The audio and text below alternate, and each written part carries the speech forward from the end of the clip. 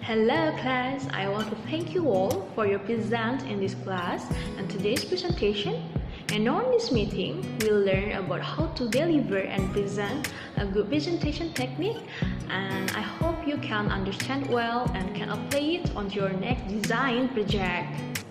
So, let me start by giving you some example about presentation board. Nah, di sini teman-teman bisa melihat contoh teknik penyajian presentasi dalam bentuk portrait ataupun landscape. Kita perlu memperhatikan media sebagai ukuran untuk penyajian gambar kita, apakah itu dalam ukuran A3, A2, A1, bahkan A0. Nah, untuk orientasi sendiri, kenapa sangat penting? Karena kita harus menentukan orientasi gambar kita apakah dalam bentuk landscape atau portrait, sehingga kita dapat menentukan bagian-bagian atau template untuk nanti kita menyajikan gambar presentasi.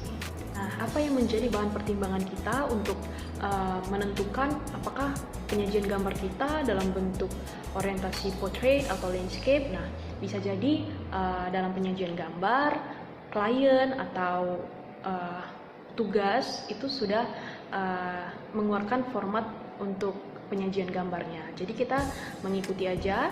Namun apabila tidak ada format tertentu, kita bisa menentukan dari gambar kita sendiri. Contoh, gambar kita berupa kawasan. Jadi di sini kita mempertimbangkan bahwa landscape orientation itu yang kira-kira lebih memungkinkan karena berupa kawasan nih kan, jadi lebih memudahkan untuk mengatur komposisi-komposisi di dalamnya nanti.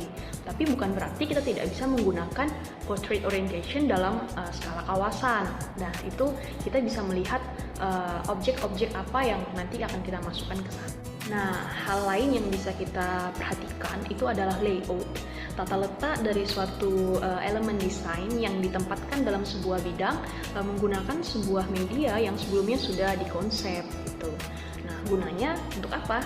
Layout itu untuk mengatur desain supaya menjadi indah dan enak dilihat serta memanjakan mata.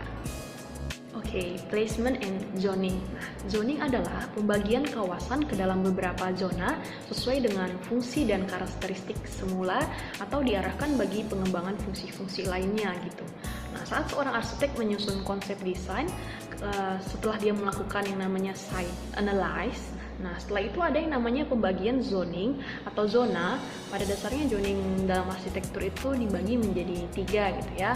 Ada zona publik, semi-publik, dan private. Zoning sendiri berperan dalam penyajian gambar itu untuk kita menentukan bagian-bagian mana yang harus kita up atau yang kita highlight gitu ya di dalam penyajian gambar ini, supaya tidak semua itu menjadi fokus utamanya. Misal kita membuat gambar rumah tinggal, nah yang ingin kita up atau kita bold di sini itu adalah bagian atapnya.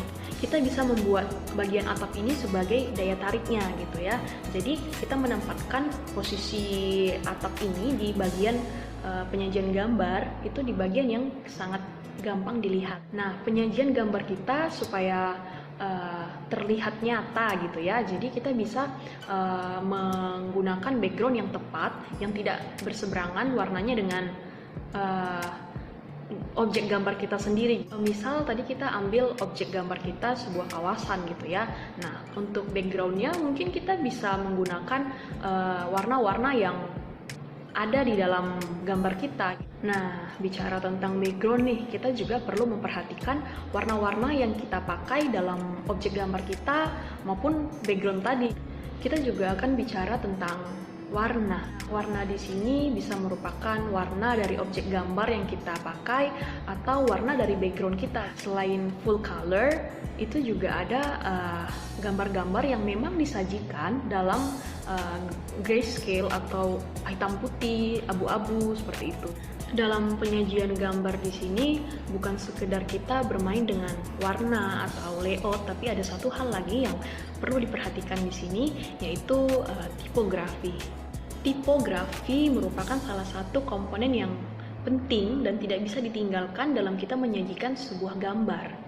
arsitek atau desainer yang baik itu perlu mempelajari peraturan-peraturan atau pedoman-pedoman yang ada dalam tipografi untuk melihat sejauh mana teman-teman memahami mengenai materi teknik presentasi ini. Teman-teman dapat mengerjakan tugas yang ada di slide terakhir ya. Do this well, have a great time on this project, see you!